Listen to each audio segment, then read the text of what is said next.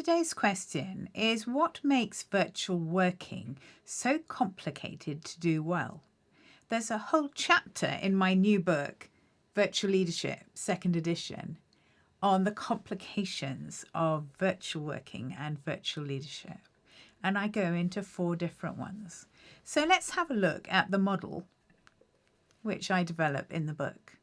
And you can see in the outermost of the green circles, there is a ring of complications, if you like. Wide time zones, cultural differences, language, and generational differences.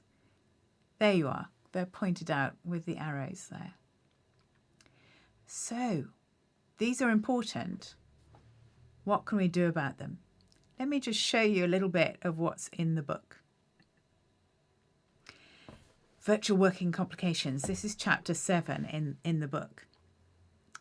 You can see if you have wide time zones, it talks about why that adds complications. Now, you're unlikely to have wide time zones if you're working in a hybrid way and the other people are in the same time zone.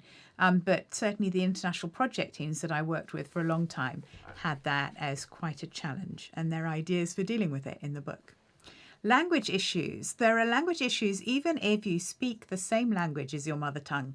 I know I'm married to a New Zealander and there are certainly some differences even there. But when you have multiple different languages spoken, it's important to think about the subset of English that is going to be most helpful to use. Culture. There are lots of different types of culture. There are national cultures, there are professional cultures, there are company cultures. All of these can be part of a fascinating and complex mix. And I look a little bit at that, a little bit at cultural theory, but there's so much more that you can dive into that I point you at good resources elsewhere as well.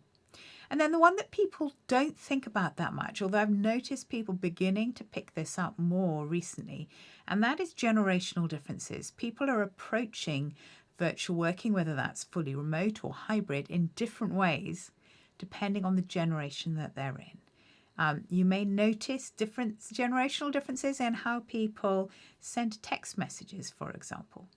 You might like to think about that. For example, my generation, I learnt to type on a typewriter and you had to be accurate, so my text messages are accurate.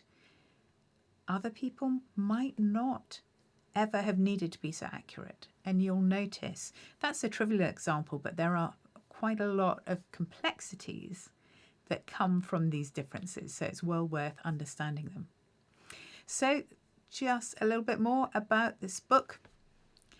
Comes out on the 3rd of March in the UK and the rest of Europe, and the 29th of March in the USA and Canada, and you can see a discount code which you can use at the Kogan Page website. I hope it's really helpful. Thank you very much.